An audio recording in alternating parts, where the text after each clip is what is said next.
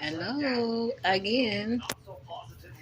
So, I'm talking about my Ghana trip, and I've decided to not get into the messiness of it.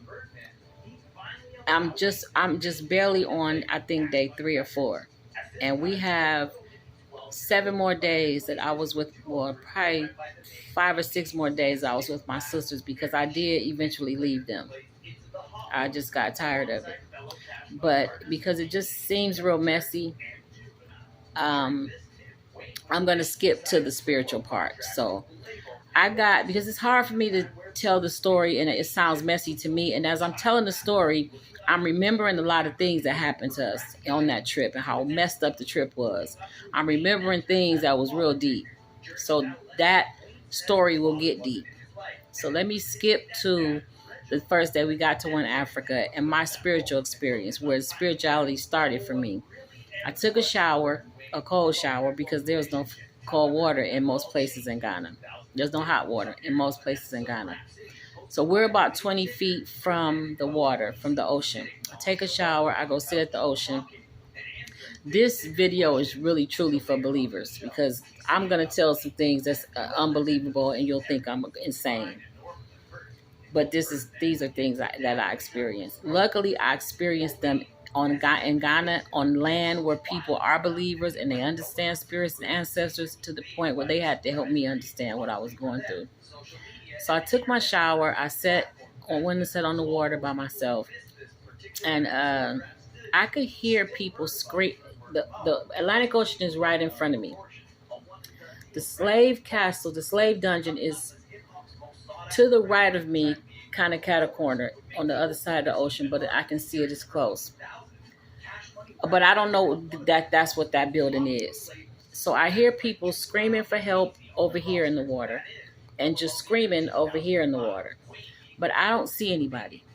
So I sit there and I'm like, okay. I knew it was something spiritual. I didn't know what it was or what was happening. So I got up and I went to this lady that I saw there, who ended up being, her name is Mama Love. She's been at One Africa. She's been living there, I don't know, for some years. I think she's from New York. And I said, excuse me, ma'am. But she said, yes, baby. I said, I hear people screaming in the ocean, but I don't see nobody. But I hear it. And she said, you can hear that? And I said, yes, I hear people screaming, but I don't see anybody. I know it's something to it, but I don't know what. She said, you can hear that, baby. I said, yes. She said, those are your ancestors. Now, I know what ancestors are, but I asked the question anyway. I said, what do you mean? She said, those are the slaves that they threw into the water for either misbehaving, or they're too sick, fighting back, or they were dead. She said, but they threw live people over in the water, and those people died, and their spirits are still alive. She said, but everybody can't hear that. So you must be special. I said, oh, okay. I didn't think nothing of it, really. I was just like, oh, okay, this is deep. So the next day, I believe that same day or the next day, we went to the slave dungeon. Upstairs, I guess it's a castle, which why they call it the slave castle. Upstairs is a castle. And down in the dungeon is where they kept all the slaves, hungry, starving, sick. That's where they raped them. That's where they lived in their feces, urine, menstrual blood, vomit. If a lady had a baby down there, they lived in all of that. It was never ever cleaned up to this day, according to the tour guide.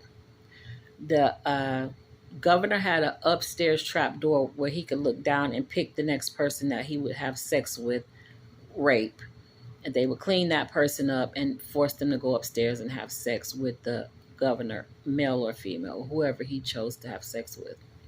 So anyway, we're going to the dungeon, and we're on the top level where it's kind of like a fort. They had a lot of cannons up there. Maybe that was where the guards watched to be prepared to kill the people that were coming to help the slaves, because some people were. And so there were cannons up there. There was some graves up there. And I heard out of nowhere from a far distance,